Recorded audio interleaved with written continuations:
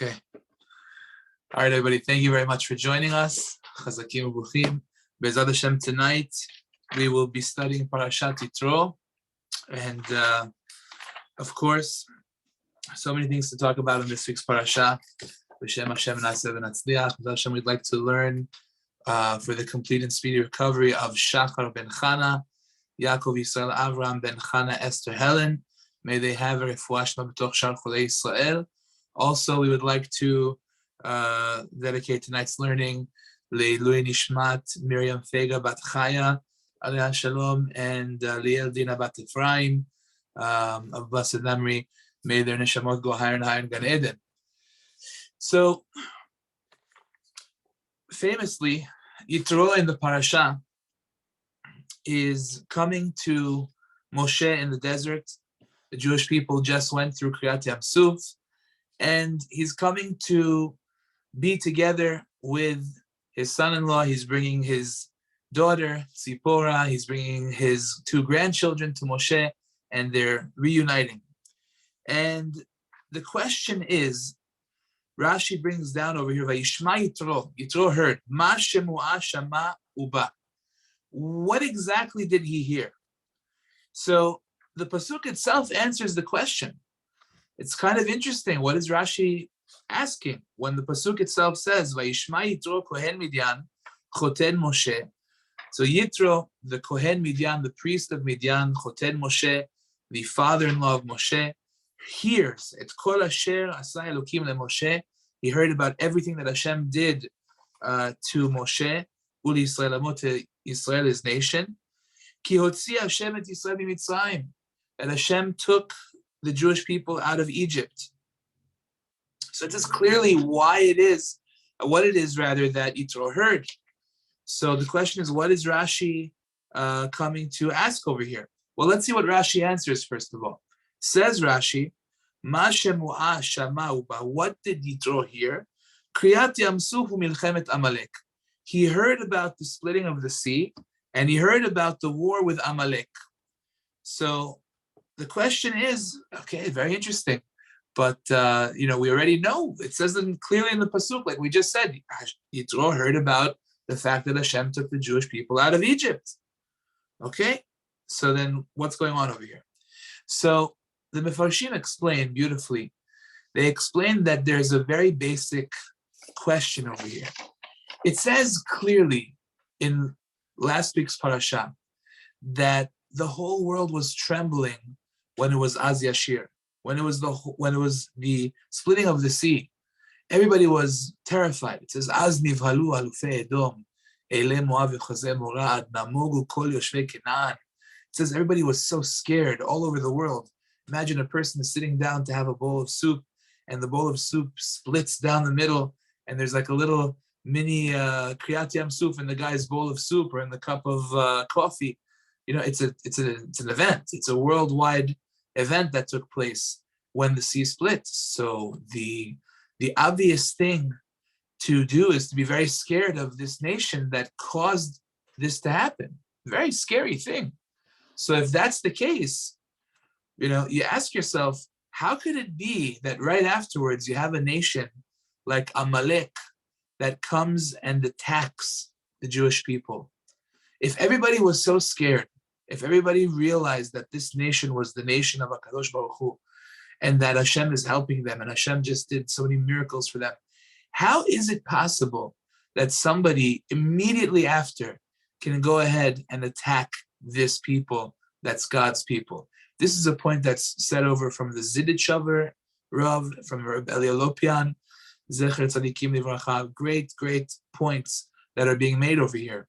And the idea is that Yitro saw that it's possible to be aware of the truth so clearly. There's no doubt in anybody's mind what is going on.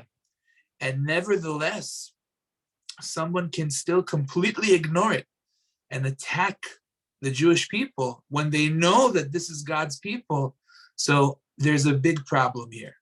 There's a big problem here. The fact that you know something, the fact that you are aware of something, unless you do something about it, unless you crystallize your faith in that, unless you make it solid, that you understand, you not just understand it, but you actually try to internalize the message. Unless you do that, so then it's going to be something which will evaporate very quickly.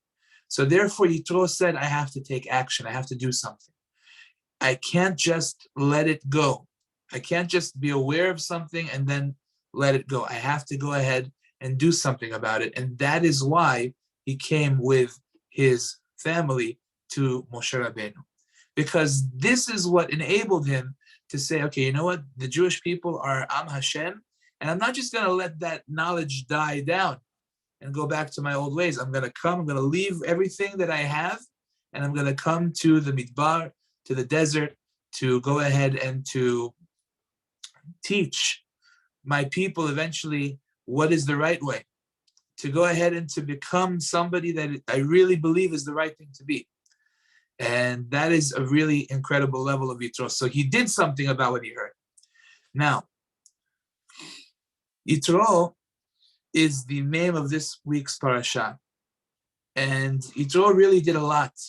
He gave over the idea of the Jewish court system to Moshe Rabbeinu, the idea that it should be not just Moshe on top, but not just Moshe doing everything from morning till night, but rather that Moshe should be the head of the court system, and he should appoint smaller circuit judges for smaller cases, Sarei Alafim, Sarei Meot, etc.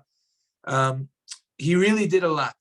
But I want to zone in on something that I think is particularly important in the idea of who Yitro was. And let's start from a little bit earlier. In this week's parasha, we have the concept of Matan Torah. This week's parasha is where we receive the Torah Kedosha. And it says in the receiving of the Torah, Vayityatzvu betachtit tahar. The Jewish nation was Vayityatzvu, they stood betachtit tahar, at the bottom of the mountain. So it says over here, very interesting, the Gemara tells us, Amar Rav Avdimi, this is the Gemara Masechet Shabbat Daf Peichet. Amar Rav Avdimi bar Chama bar Chasa, melamed shekafa Kadosh Baruch Hu alehem et ahar kegigit. So this teaches us the fact that it says that they were at the bottom of the mountain, the bottom of Mount Sinai. So it says that this teaches us that Hashem didn't just offer them the Torah, but rather held up the Torah above them. Kafa alehem et ahar kegigit. He held up the mountain above them like a barrel on top of them, which is like a threat. Ve'amar lahem, and he says to them, if you accept the Torah, then mutav, very good. Ve'im lav, and if you don't accept the Torah, then sham teheh kevuratchem, then there shall be your burial place. That's where you shall all die, over there. And the Mefarshim over here, besides for the fact that it's a very startling Gemara, the idea that Hashem forced us, so to say, to receive the Torah, and there are lots of different explanations for what that means. Was it the oral Torah, the written Torah? Different ways to explain it. But the concept of over there shall be where your burial place is, that's a very interesting concept. What does that mean? There shall be your burial place. Why not here? If we're standing over here by the edge of the mountain and Hashem is holding up the mountain above our heads, so why shouldn't it be over here will be the burial place? Why over there? So over here comes along Reb Chaim Shmulevitz, Zecher Tzadik Livracha, and gives a very important explanation. He says that over there is another way of saying over there, meaning eventually I'll get to the point where I want to do something. Eventually, when the situation improves over there, at that time, that's when I'll finally go ahead and I'll go about what I have to do, whether it's learning Torah or whether it's giving tzedakah or whatever it is that I'm supposed to do. Eventually, when the circumstances are just right and just correct and everything falls into place, then I will be in the right frame of mind that I should be able to give a nice amount of tzedakah, or that I should be able to sit and learn Torah. Whatever a person is required to do, this is the attitude of failure. When a person says Sham, over there, then teheh kevuratchem, that will be the place, the burial place of the person. That's why the Gemara specifically uses the word sham over there, meaning that in that time, in that place, if that's your attitude, that right now is not going to happen, but only when the circumstances are just right, when the situation is just right, that's when I'll go ahead and I will do what I have to do, and then I'll take care of my obligations. Then says the Rav Chaim Shmulevitz, it's not going to happen. Sham, that's your attitude. It's only then take Vuatchem. That's going to be the burial place of the person, meaning it's never going to happen. And that is a very important lesson over here. There's a beautiful story that Rav Shach once told over, Zecher Tzadik Livracha. He said that there was a Rebbe that once had a conversation with his Hasidim. And the Rebbe said to his Hasidim, right now, there's a very big Et Ratzon in heaven. It's a time of favor in Shamayim. And he said, and right now, the heavens are allowing us to receive the answers to our prayers. We're able to find out if they accepted our prayers or not. So I ask you, my dear Hasidim, which of you wants to know if the prayer that you prayed today has been received by heaven? So people were a little bit scared, how should we dare to ask from the Rebbe whether or not our prayers were answered? But one guy got the courage and he says, Rebbe, today I prayed to Hashem and I want to know, have my prayers been answered? And the Rebbe said, well, let me tell you first what you prayed for. So he said, sure, tell me, what did I pray for? He says, well, it seems that you prayed for a beautiful $10 million in the bank. You wanted to have a nice amount of money in the bank so that you should be clear-minded, not have to worry about financial issues, that everything should be good, that health should be okay, and you prayed for a nice salary every month, $100,000, that you should be able to be taken care of financially and health-wise, and everything should work out smoothly. And you made a deal with Hashem that if Hashem, you give me this that I'm asking for, then no questions asked. I'll be in shul every day, an hour before the next minyan. I'll be saying Tehillim. I'll be saying the full Shacharit. Then afterwards, I'm going to stay and I'm going to sit and learn for hours and hours. I'll even teach people. And I'll do everything that I have to do, Hashem. Just, you take care of me and I'll take care of you. And that's it. So that's what you prayed for. Is that correct? Said the rabbi to the Hasidim, to this particular Hasid. And the Hasid said, yes, it's exactly what I prayed for. So what's the answer, Rabbi? What did Hashem say?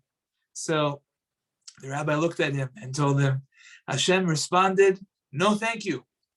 I don't need more angels, Hashem said. I have plenty of them. I don't need more malachim. I've got a whole host of malachim in Shamayim. The idea of man, explains Hashem to this person, is that a person should learn to serve HaKadosh Baruch Hu even when things are difficult, even when times are troubling, where it's not so easy, where the situation doesn't improve, and he's having a hard time, and it's not easy, it's not comfortable, but still he finds the time to sit and to learn. Still he finds a way to give the tzedakah that he's supposed to give. Still he does whatever it is that he's supposed to do, in spite of the difficulties involved. That's what Hashem is looking for. HaKadosh Baruch Hu doesn't need more malachim to have everything perfect in their lives that he already has. The answer is that Hashem says, no, thank you. If the service that you're going to provide, so to say, is on condition that you have everything, then you miss the boat. That's the idea. That's what Rav Shach said over. And it's a very important idea, Rabotai, because what it means is that many times we have that attitude. Yes, when everything works out. Yes, when I get a better job, that's when I'll start giving tzedakah. Yes, when I have more free time, that's when I'll start learning Torah. Yes, when I have a spare evening, that's when I'll go to a shiur. That's when I'll pray Arvit. That's when I'll do whatever. This is the wrong attitude, because says Reb Chaim Shmulevitz, that's the idea. Sham tehekvuatchem. When a person says sham, that it's only going to be then when I'm over there in that other side of my life, then already it's going to be too late. That's really the explanation of a very interesting Gemara in Masechet Avodah Zarah. The Gemara in Masechet Avodah Zarah says a very interesting idea. It says that eventually, at the end of time, so to say, HaKadosh Baruch Hu will take the Sefer Torah and place it down in his lap, so to say. And he will say, Misha sak beze yavo v'yitol schara. Whoever has involved himself in the study of this shall come and take its reward. Now, it says that the first people to come to ask for the reward are not the Tanaim, not the Amoraim, not the Geonim, but rather the Roman Empire. The Roman Empire wants the reward first for the study of Torah. You say to yourself, really? That's, absurd. No, we come and we want the study of Torah. Why? We have to get rewarded for the fact that we made bathhouses, we built bridges, we had marketplaces that we constructed. We had so many things that we did, claimed the Romans, and all of it was for the Jewish people to be able to sit and to study. And says the Gemara, Hashem says to them, that's ridiculous. It wasn't for them, it was for you. You know that. It was for your glory and for your honor, not for the Jewish people. So they say, Hashem will give us an opportunity now to do it. So Hashem says back to them, you guys are crazy. It says whoever worked hard on the eve of the Shabbat, he is going to be the one to work hard on Shabbat itself. Meaning he's going to benefit, rather, not work hard. He's going to benefit from his work that he did on Friday afternoon on Shabbat. But you guys didn't work prior to this moment. So it's not really an option for you. Then Hashem decides, you know what, but there's one thing that I can give you as an opportunity. I have a small mitzvah kala yeshli, v'sukkah shma. It's called the sukkah. I'm going to give you the mitzvah, and let's see how you do. If you perform this mitzvah properly, then you get to get the reward that you're looking for. So everybody goes, says the Gemara, and they build for themselves sukkot. And Rashi says that the reason that the sukkah is called a light mitzvah is because it doesn't involve that many expenses, which is ironic, because nowadays it might not be so accurate. But the idea is that they go ahead and they build themselves sukkot and they sit in the sukkah. And then the Gemara says that HaKadosh Baruch Hu noten lemitzvat sukkah u'makdir alehem chama. He then takes out the sun from its, from in the most hot, blazing way, and now it's boiling hot for these Romans, and they are very frustrated. It's impossible for them to sit in the sukkah. They get out of the sukkah, and with their frustration, they kick the sukkah down. They kick it, and they're very upset. So they don't end up getting the reward. So the Gemara says, but that's not fair. Even Jewish people in that situation would be exempt, because the halacha is that if a person is suffering when he's in the sukkah, he doesn't have to be there. So then why is it that they're getting punished for the fact that they left the sukkah? So the Gemara says a very interesting answer. The Gemara says it's true that the Jewish people could also leave the sukkah if those were the circumstances. But the difference is that when they would leave the sukkah, they would leave with sadness, with sorrow. They would not kick the sukkah. They wouldn't hit the sukkah. The point is that when they were to do those mitzvot, they do it with love, with enthusiasm. And if they are unable to do it, they look at it as a missed opportunity. They look at it as something that they could have done a mitzvah, and unfortunately they lost that opportunity. So the idea is that we don't mind the challenge. We don't mind having to go through the difficult moments to serve HaKadosh Baruch Hu. That's not something which bothers us. It bothers us when we're unable to perform the mitzvah.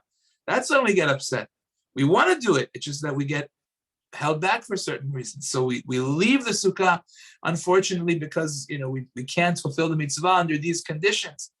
But it doesn't mean that we're upset. It doesn't mean that we're not upset about the mitzvah of sukkah, but rather we love the mitzvah of sukkah. We're all we want to do is perform that mitzvah, because we understand that it doesn't make a difference what's going on. Whether the challenge is hard or the challenge is easy, doesn't matter. If it's a mitzvah from Hashem, then we want to do it, which is unlike what their attitude was, which is that they kick the sukkah, meaning the moment that it becomes a little bit hard, enough, it's over. It's not for us. That is the very big difference between the attitude that they displayed versus the attitude that we displayed. So it's so important for us to understand that the idea of sham, that if it's only when it's convenient for you and only when it's comfortable for you that you will serve HaKadosh Baruch Hu, then guess what? There's always going to be something, and there's always going to be an issue, and always some kind of an excuse that will hold you back, will prevent you from serving HaKadosh Baruch Hu. And it's sham te'ek v'atchem, it'll go all the way to the kever. Says the beautiful Sefer Umato Ka'or. He says, think of it this way. You have a person that, he's having a little bit of a hard time in his younger years learning Torah. He's in first grade. And it doesn't go so well, and they wing it. He goes up to second grade, and they say, yeah, it was his Rebbe. He wasn't so good. He didn't connect with him well. At third grade, for some reason, it's the same story. And he likes to play games. He likes to go around. He likes to have fun. Fourth grade, the same idea. He's still playing games. And again, it's the problem with the Rebbe, or it's the problem with the school. It's not the right friends. Fifth grade, the same story. Eventually, he goes into middle school, and it's the same thing. And he keeps on, getting by because his father knows this guy and the father knows that guy. And they keep on pushing him up through seventh grade, eighth grade, ninth grade. And the kid is not learning. He's not studying. He's not doing it. But he still manages to get by. He pushes this way, that way. But again, he doesn't have a skill set. He doesn't have knowledge because he's just pushing it off. And they keep on making excuses. Yes, it's because of his Rebbe, or it's because of that friend, or it's because of his teacher. If he would have had a better Rebbe, or if his friends would have been better, then he would definitely have learned. So therefore, it must be that in high school already, he's going to have a good time, because in high school, he's going to be successful. We're going to put him in the best high school, and he's going to learn. And sure enough, he gets to high school, and he's not learning either. And it's a problem. But he has to move up to the next grade, and so on and so forth. Eventually, a few phone calls to a few different people, and they get him into a very good yeshiva. But there he also isn't learning. It's not happening there either. And he keeps on, making excuses till eventually the guy gets married. And it's going to be the best kollel that he's going to go to.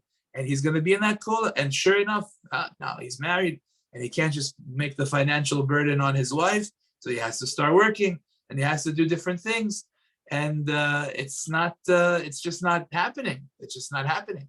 So he keeps on going and going, and he goes through life, and it's just not working. The guy is eventually he says, what, after I marry off the kids, that's when I'll go ahead and I will, I'll start to learn. And sure enough, when he marries off the kids, he also has to go through more financial struggles, and he also has to take up on more responsibility.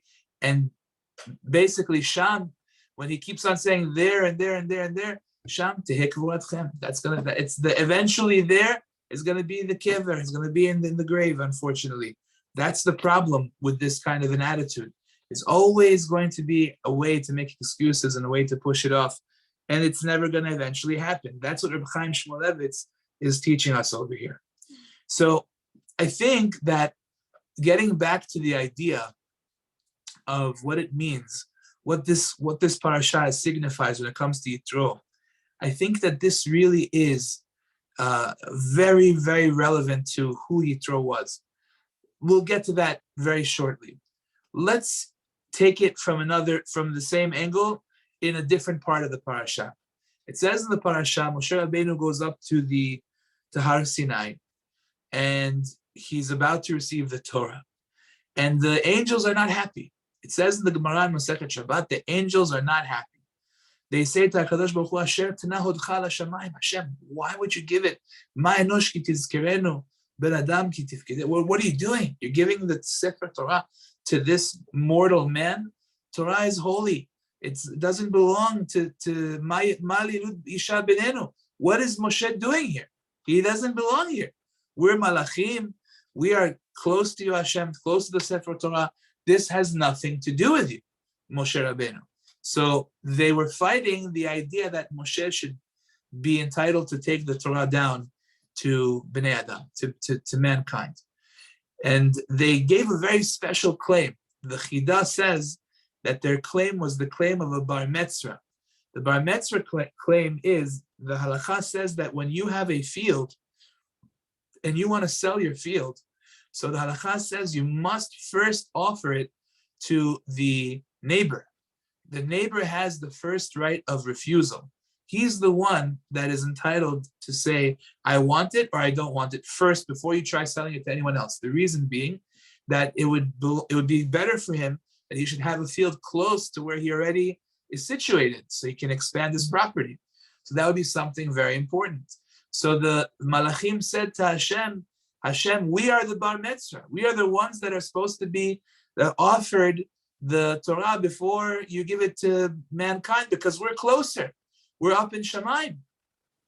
So that is the claim of the Malachim. Now the answer is yes, but B'nai Bechor Yisrael, we're the sons. We're the first fruit of Hashem. And therefore, the son comes before the Bar Mitzvah. That's the way the Chidah explains it. But what did Moshe Rabbeinu respond? It says that Moshe Rabbeinu says, I'm afraid, Hashem, I'm afraid to respond anything. They're going to burn me alive with the fire from their mouths. So Hashem said, hold on to my kisei kavod and you'll be fine. And then Hashem said, answer them. Tell them why they're saying something which is so wrong. And the answer that Moshe Rabbeinu gave is, do you have any relevance to what it says in the Torah? Meaning, the Torah Kedusha says you have to honor your mother and your father and your mother. Must honor them, right? Do you have a father and a mother that you need to show honor and respect to? Torah says that you can't cheat people when you buy things, you sell things. You have to be honest in business. Do you have businesses? Right? In other words, the rules of the Torah Kedusha are completely irrelevant to you. But not only that, from the perspective that we have before, from the way that this Rebbe told his Chassid, we understand it on a little bit of a deeper level. What Moshe Rabbeinu was explaining to them is that Malachim, you angels, you don't have challenges. You don't have moments of suffering. You're always able to serve HaKadosh Baruch Hu under every circumstance because you live in a perfect world. You have everything that you need in order to serve Hashem, and there's no issue. There's no Yetzer Hara. There's no suffering. There's no difficulty.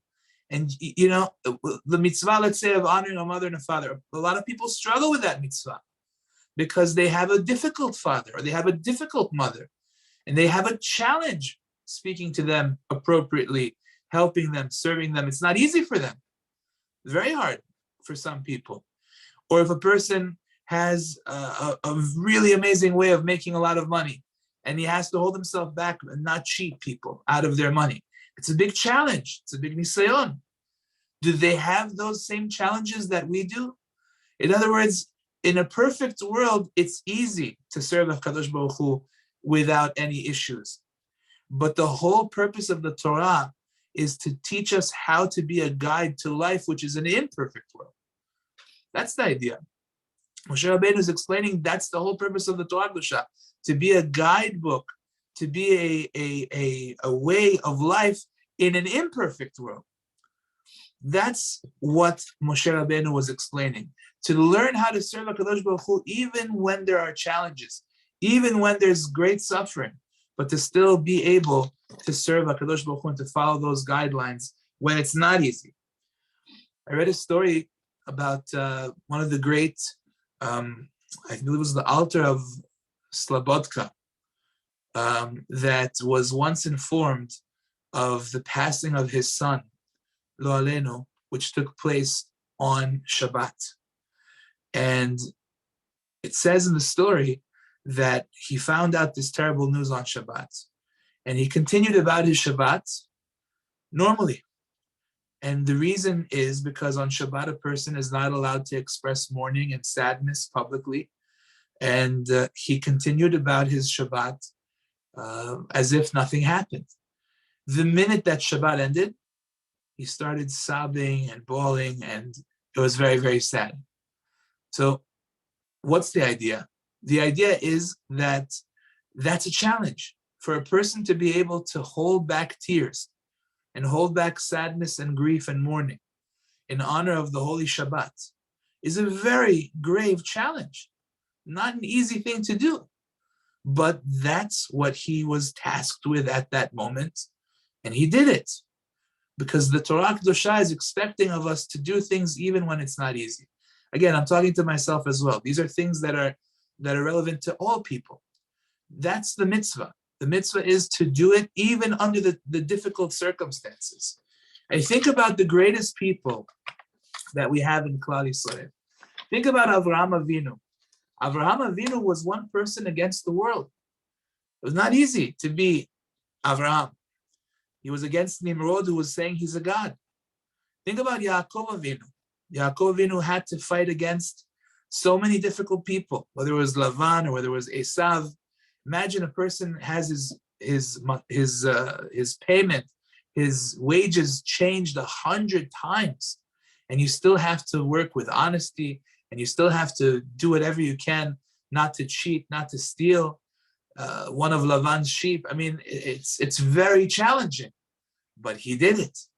Think about these three great tzaddikim.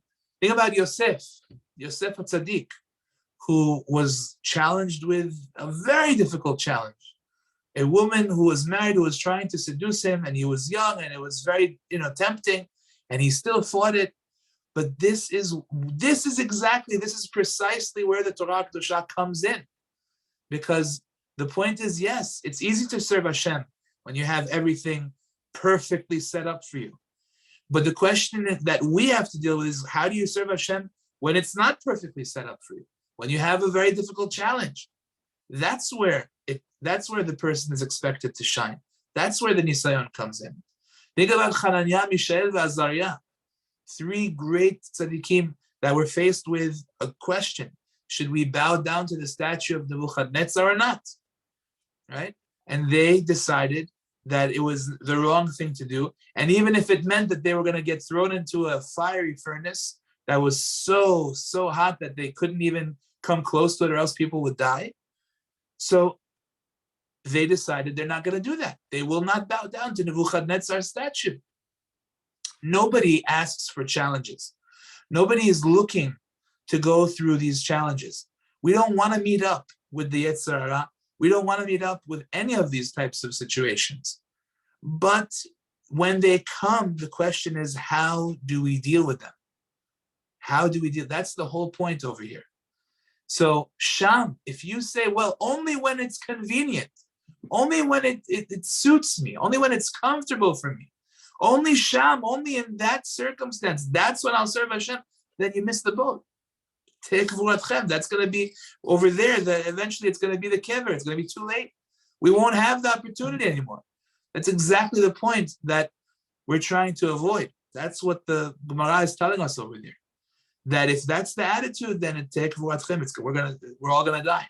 We'll never end up serving HaKadosh Baruch Hu in the proper fashion.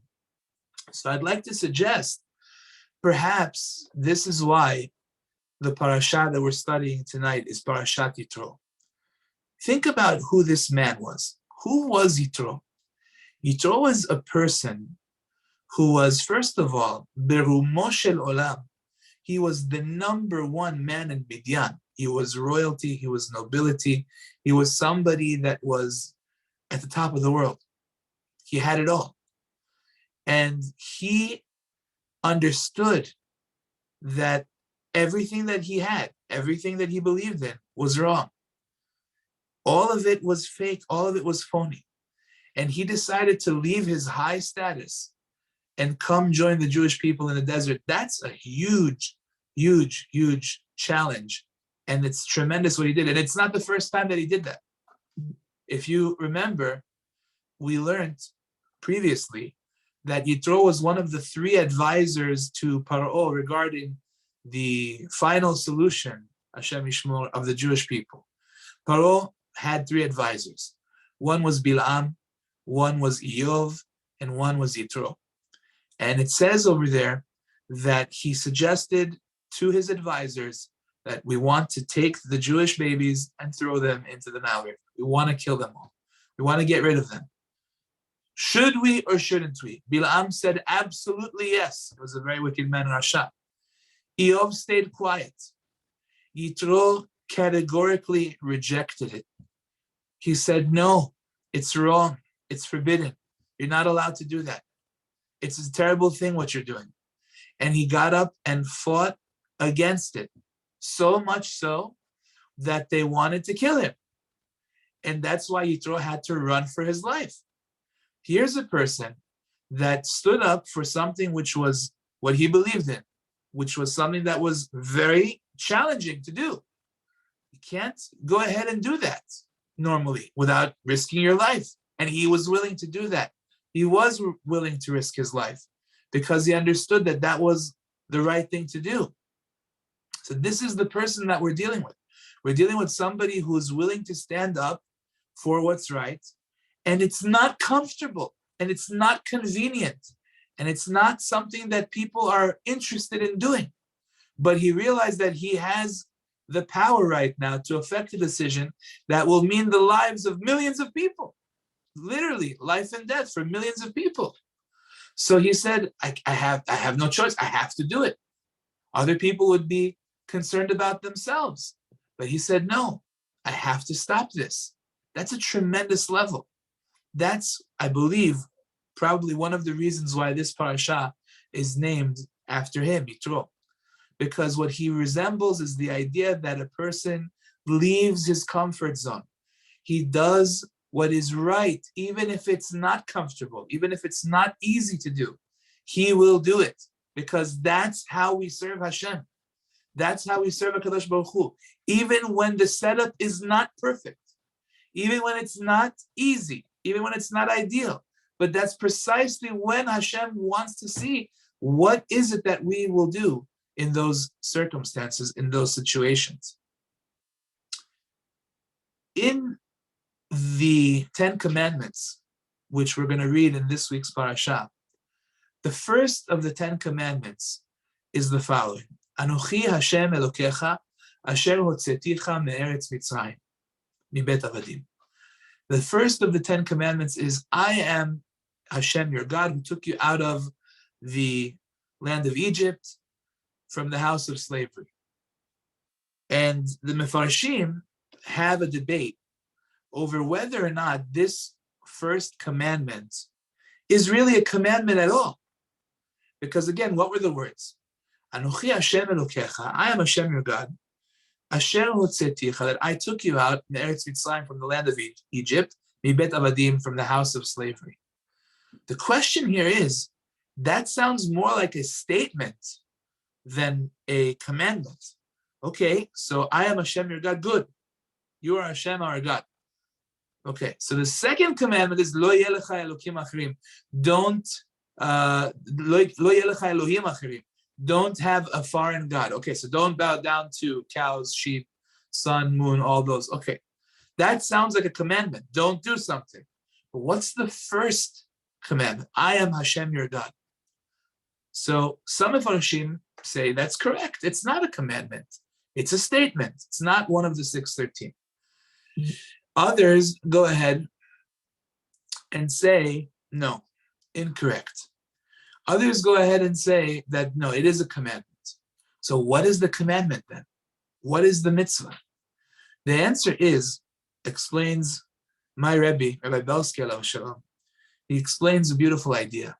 He says there are so many things that take us away from faith in Hashem. There are so many things that are constantly bombarding us, so many thoughts and so many ideas that are coming our way from so many different places that try to get us to think that Hashem is not the, God forbid to say, the master of the universe. That there is no Chas v'Chalila Hashem. The world has always been here.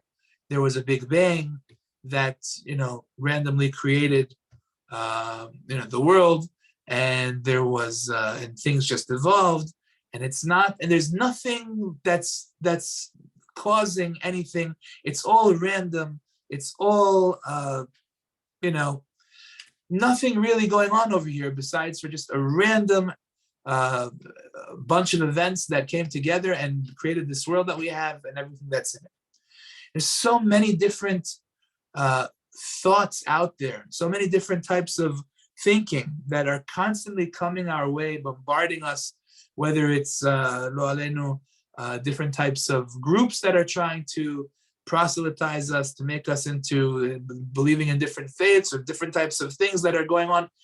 The mitzvah of Anochi Hashem Elokecha is for you to deep root inside of yourself the idea that HaKadosh Baruch Hu is in charge of everything, and that even if there's so many people around you that are telling you otherwise, that are telling you that what you believe is wrong, that are telling you that what you have is old-fashioned, that you don't need to follow this guideline that you have, that all of this is old and it's nonsense and it's baloney and people are wearing these random things on their head and they don't know what they're talking about. And whatever you're being attacked with, every generation has different forms of this attack. Whatever it may be that is coming your way, the mitzvah explained by Belsky, alav shalom, of Anochi Hashem Elokecha, the way to learn that this is one of the 613 mitzvot, that this is indeed a commandment, is to be able to say that no, I will not fall for that nonsense. I will not neglect my tradition of thousands of years that spans all the way back until Ma'amad Har Sinai, which everybody agrees took place, where millions of people saw HaKadosh Baruch Hu reveal. And they all agree that that happened.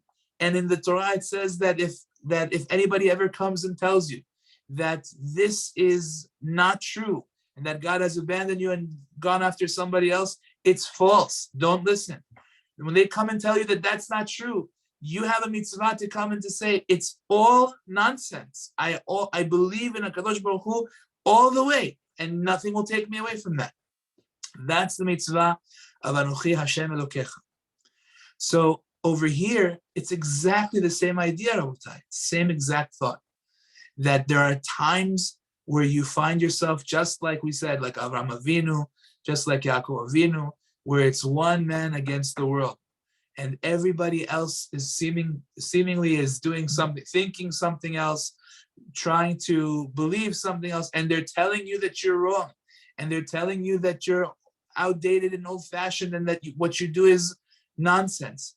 This is where it's completely not convenient. It's not pleasant to have to deal with this type of thing. But that's where a person is expected to shine and to say, yes, I know. I'm aware that this is what's going on, that this is what they're saying, and this is how they think, and this is what they're trying to get me to do. But at the same time, I'm also aware that HaKadosh Baruch Hu is here and exists and is giving us guidelines for life of how to live. That's the mitzvah of Anochi Hashem Elokecha. That's exactly the idea. We can't say it's only when it works for us. It's only when it's convenient for us. Because then we'll always find ourselves bending to what everybody else thinks. It's what's right. That's Yitro.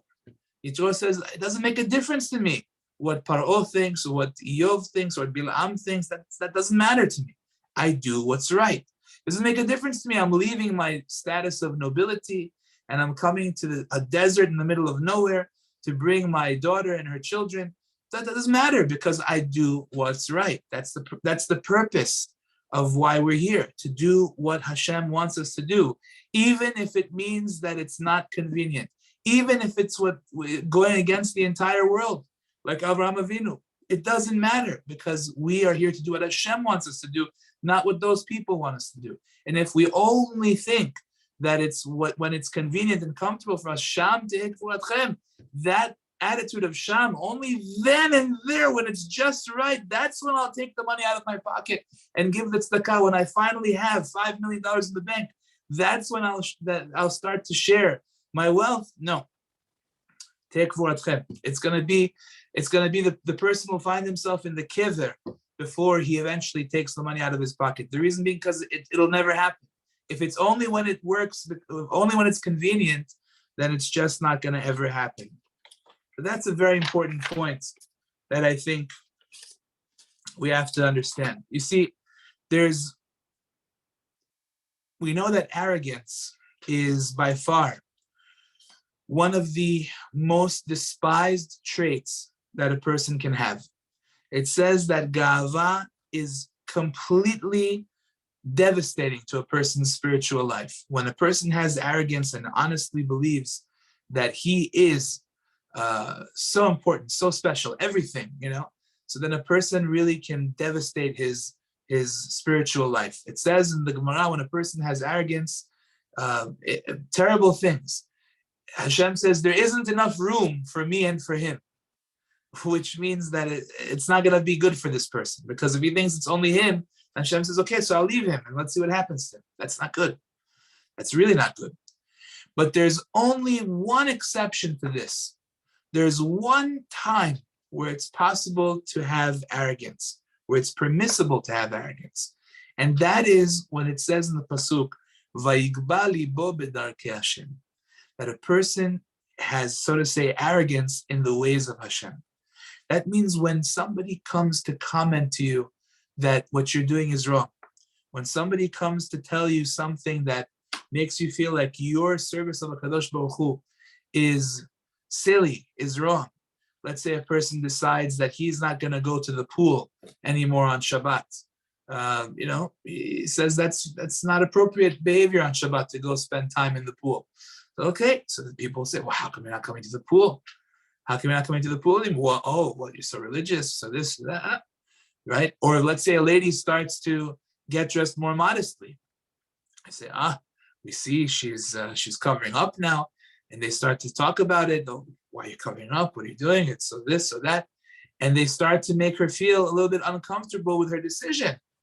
So in such a case, the Pasuk tells us, Vayigba libo b'darkei Hashem, a person can have arrogance, so to say, in the ways of Hashem, because it's not having arrogance about himself or herself, but rather it's about understanding that if it's a question of, do I listen to Hashem or do I listen to this person who has what to say about the ways of Hashem, then I choose the ways of Hashem proudly, happily. I'm not sad for dressing modestly. I'm not sad for not going to spend time by the pool on Shabbat. I've got Sunday for that, and I also understand that there's nothing more important than Shabbat Kodesh. I should be spending these precious minutes of Shabbat with Torah, with mitzvot. I understand it, and I'm doing it happily. Vayigba libo b'darkei Hashem.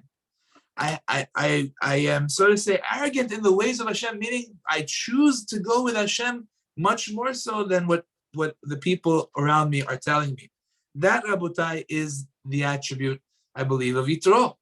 That's who Yitro really was. He was somebody who could care less about what other people had to say. He said, if this is true, if this is what's right, then that's what I am going to do. That's the lesson that we can take from this week's Parashat. And that's the attitude that we have to have when somebody comes and tells you that what you're doing is wrong, and they make fun of you and they laugh at you, and you say, no, excuse me, it doesn't work like that.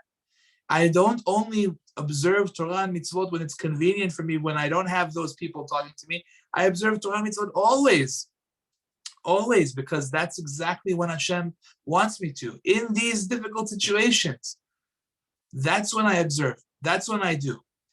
That's exactly the attribute of Yitro. And it's amazing that the first seif of Shulchan Aruch, if you open up the Shulchan Aruch, the first seif, the very first halacha in Shulchan Aruch contains the following message from the Rama. The Rama says, "Velo yitbayesh mipnei bnei Adam hamalhigim alav ba'avodat Hashem yitbarach."